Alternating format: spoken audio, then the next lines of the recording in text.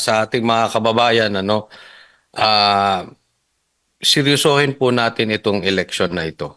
Dito po nakasalalay ang ating kanibukasan.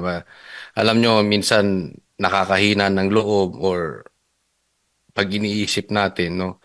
Pero pag hindi po talaga nanalo ang Duterte at hindi po natin sinuportahan, hindi po tayo lumabas at para bumoto, ako yung malulungkot, baka hindi na po natin makitang buhay muli si Tatay Digong.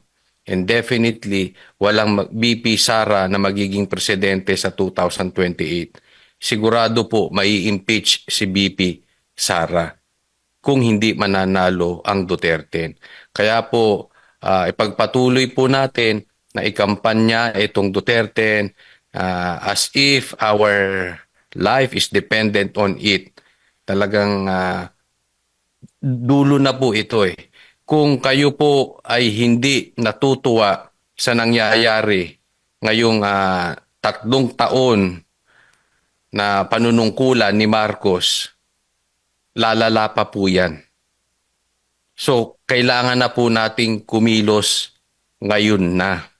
This is very, very important. Ipasok po natin sa isip natin at malamang-lamang po yan. This is given na dadayain yan. Yan din po ang takot ng mga nakakausap ko rito. Kaya nga sabi ko, tambakan po natin.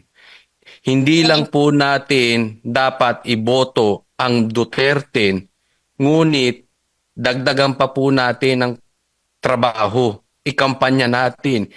Personally, ikampanya nyo sa inyong mga kakilala, kaibigan, katrabaho, kakaklase, kung ano man, lahat, pati kaaway, ikampanya nyo. Sa social media, ikalat po natin, i-share natin yung mga vlogs ng Banateros, ng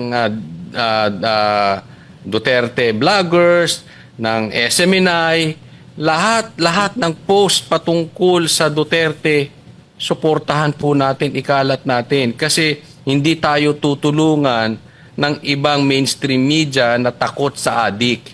Tayo-tayo na lang po ang magtutulong-tulong. Tayong nasa social media, and syempre, andyan po ang SMNI at may mga mangilan-ngilan na talagang may paninindigan na mainstream, pero yung iba talaga wala na tayong aasahan.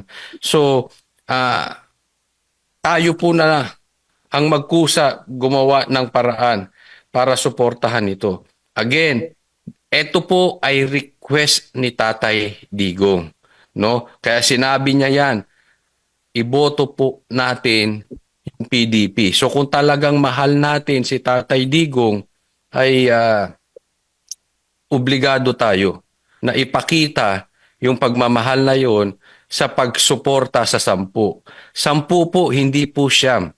Hindi 8, hindi 7. Kasi kung iboboto nyo lang 9, yaan po ay parang binoto ninyo si BBM.